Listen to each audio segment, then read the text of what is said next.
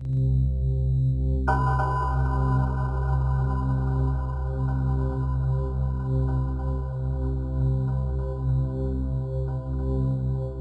on, we saw immediately that this couldn't be done in one go. So we decided to do 11 games, basically. We would do EVE 11 times over, each version progressively moving forward to the main goal, but not try to do EVE in one step. So the first step was very simple, just get the basic client-server architecture up and running, and then we moved over to having a 3D client, and then we added all the content which had been created, and then we sort of added on and on. Probably did a total rewrite 5 times, and partial rewrites about 6 times.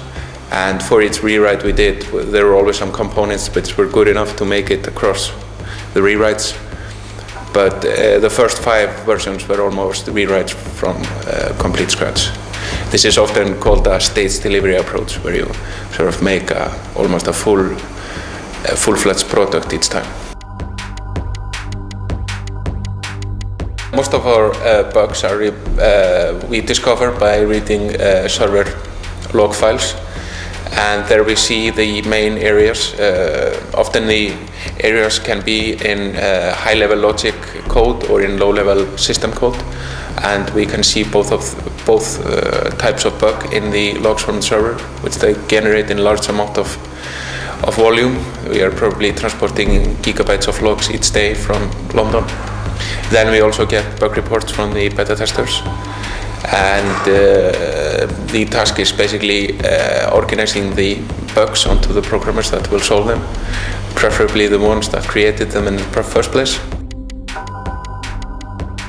I think it's seeing people playing the game as it was meant to be played. Well, the challenges have been many, and different challenges for each step of the project. First, it was basically selling that we could do it, making people believe that this was a possibility, hiring people, getting them to stay focused on the task, and organizing investments and those things. Then when we had sort of put that all into place, then it was making a structure where people could work onto a common goal, making management systems and information passing between people and so forth. And while we were doing that, we also made the architectural decisions about using Python and stackless Python in particular, DirectX 9, using Microsoft SQL Server and Windows 2000 servers and all that. And then the biggest challenge was probably once we entered open testing, first with the alphas and then with the betas, was to make the game while people were sort of using it almost as a product.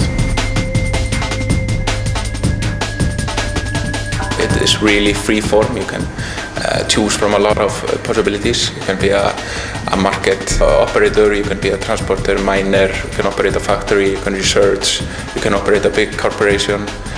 You can have careers within a corporation about by being the military arm or being the accountant of a corporation.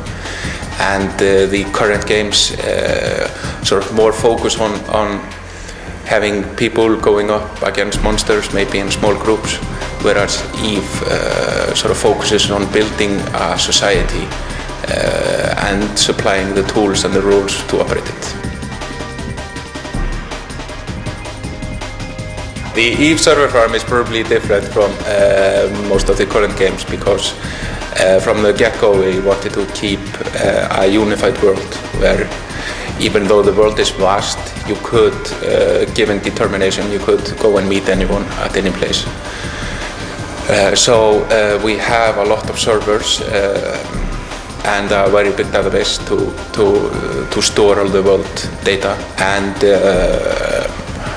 throughout the project we have worked on solutions to be able to scale it at the sort of application server level so that we can add more and more computers as we get more subscribers and be only limited by the size of the database we could build.